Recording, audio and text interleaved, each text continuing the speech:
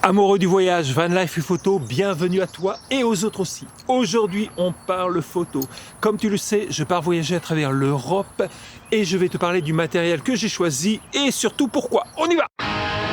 Envie de voyager, découvrir, ou rêver? Que tu sois touriste, que tu sois photographe, il y a une chose qui est sûre, tu n'as pas envie de porter des tonnes de matériel sur toi. Eh bien, c'est ce que je me suis dit aussi, j'en avais marre de monter et de me casser le dos. Il était donc important pour moi de garder un poids contenu et surtout, je me suis posé la question, est-ce que je peux faire la photo que je veux avec ceci? Eh ben, ouais. C'est pour ça que j'ai opté pour du matériel Olympus et Panasonic que j'adore. Commençons par l'appareil. Ceci est un Olympus EM1 MK2 en attendant le nouvel OM1. Pourquoi je l'adore? Parce qu'il est tout simplement indestructible. Qu'il pleuve, qu'il neige, tu peux faire de la photo avec et j'adore. Probablement la meilleure stabilisation du marché, c'est pas mal. Tu as plus de 150 objectifs à choisir entre Panasonic, Olympus, Sigma et j'en passe, des marques en veux-tu, en voilà. Écran sur rotule, il filme en 4K, ça me va. Il est rapide et surtout il a des fonctionnalités incroyables. Tous les bracketings possibles. Les nouveaux ont une fonction de filtre, justement on va en parler, ND intégré.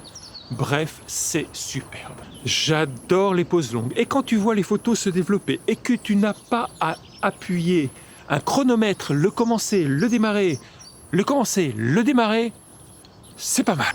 Oui, enfin, le gars, il nous dit qu'il a trouvé l'appareil photo parfait. Non, rassure-toi, il a des défauts et j'en parle tout à l'heure. Niveau objectif pour du paysage, j'adore couvrir de l'ultra grand angle à la longue focale, c'est-à-dire de 16 mm à 200 mm en équivalent plein format. Et alors, tiens-toi bien, regarde bien, voilà les trois objectifs. Là, je suis de 16 mm à 200 et les trois pèsent 1 kg. Difficile de faire mieux. 1 kg pour une ouverture de f2.8, 1 kg pour 3 objectifs avec un super piqué, 1 kg pour 3 objectifs tropicalisés qui me permettent de shooter partout. C'est pas beau ça, j'adore. Je te parlais de poses longues, j'ai commencé par des filtres circulaires et me voilà sur des filtres à plaques. J'ai choisi cette marque Senisi, j'adore, peu de dérives colorimétriques, mais elle est vraiment super. Certes, ils sont un peu chers, mais comme disait ma grand-mère, on n'est pas assez riche pour ne pas payer cher. Et donc tous ces filtres me servent pour les poses longues. Mais pour les poses longues, très souvent, il me faut un trépied. Et c'est là que c'est la galère. C'est d'ailleurs la même galère souvent que les sacs. Donc j'en ai plusieurs. Il y a celui qui nous filme, c'est le Manfrotto Bifree. Mais pour mes poses longues, j'ai pris un Gizzo GT 2542. La Rolls-Royce des trépieds, c'est très cher, mais maintenant, je ne rate quasiment plus aucune de mes poses longues. Vous le connaissez celui-là, probablement, le Joby, il est super pour les vlogs, c'est top. Pour la vidéo, celui qui me filme actuellement, c'est la DJI Pocket 2, c'est pas mal, ça marche bien, 4K 60, superbe, sinon, pour la puce. Les sacs, oh! T'en prends un, il est trop gros. Tu prends l'autre, il est trop petit. C'est pas grave, j'en prends un troisième. Et c'est comme ça que tu te retrouves avec 4 sacs ou plus.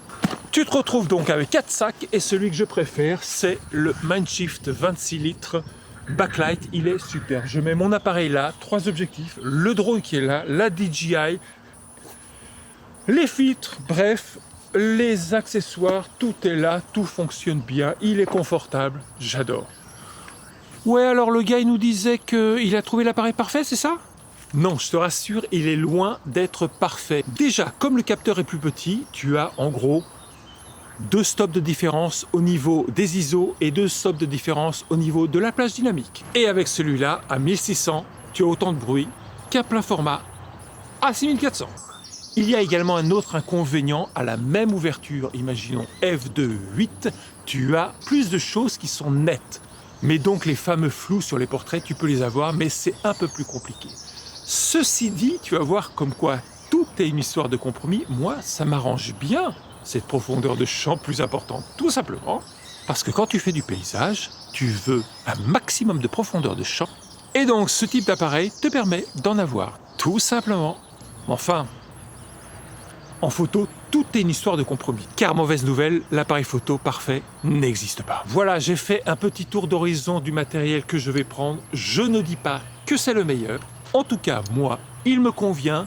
Si ton matériel te convient, c'est parfait. Je ne suis pas là pour faire une guerre de quoi que ce soit, celui-là est mieux que celui-là. Je te présentais juste ce que je vais prendre. Tiens d'ailleurs, si tu as des questions sur les poses longues, si tu te poses des questions sur les ouvertures, sur les vitesses, sur les ISO, n'hésite pas, mets-le dans les commentaires, je peux en faire une vidéo. Allez, à bientôt, ciao! Envie de voyager, découvrir ou rêver?